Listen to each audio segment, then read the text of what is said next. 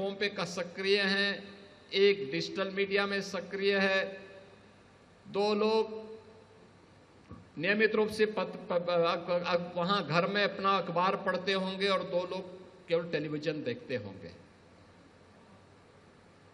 यानी सबका अपना अपना वर्ग हो गया है। लेकिन इसको समग्रता के साथ जोड़ने का काम कैसे हो सकता है? हिंदी पत्रकारिता या फिर प्रिंट मीडिया या विजुअल मीडिया, यह तब भी कुछ आचार संहिता के साथ अपने आप को जोड़ती है, कुछ मूल्यों के साथ उसने जोड़ा है, अपने लिए कुछ मानक तय कर देती है। क्या सोशल मीडिया और प्रिंट मीडिया में भी क्या उन मूल्यों को जोड़ने का काम हम लोग करवा पाएंगे? क्योंकि अंततः यह चैलेंज आप ही के सामने आना है और उस चैलेंज को भी याद रखना, हमें बेलगाम नहीं होने देना है। उन मूल्यों के साथ, जिन मूल्यों के साथ आज से 200 वर्ष पहले हिंदी पत्रकारिता ने अपने जीवन की शुरुआत की थी,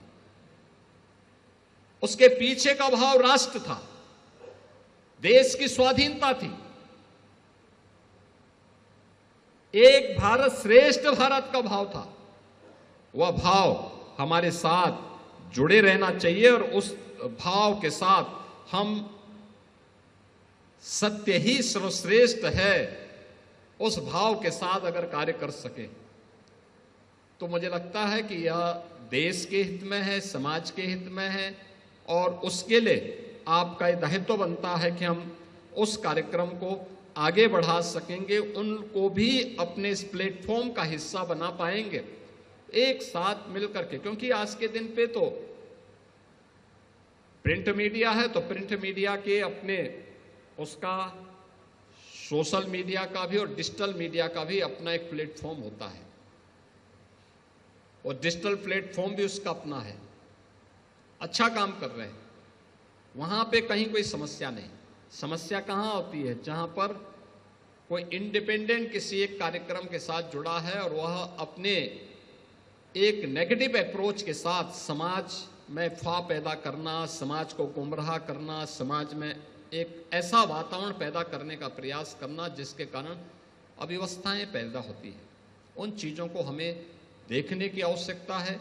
एक पक्ष यह है जो हम सब को एक लंबी यात्रा को आगे बढ़ाने के लिए, जिस यात्रा को मई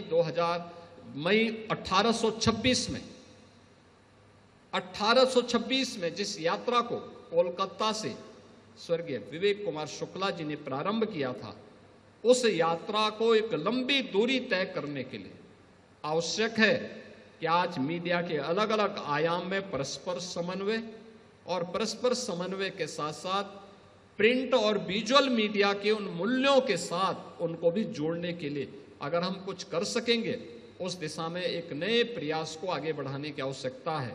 क्योंकि अगर सोशल मीडिया में कोई न्यूज गलत तरीके से प्रस्तुत कर दी गई और प्रिंट में आप कुछ भी बोल रहे हैं तो आखिर सत्य तो एक ही होगा।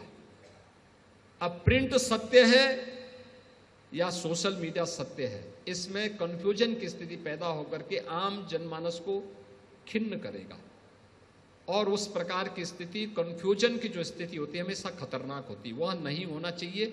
यह अवश्य मेरी आप सबसे विनम्र अनुरोध होगा। आज के इस अवसर पर मैं आप सबको इस बारे में कह सकता हूं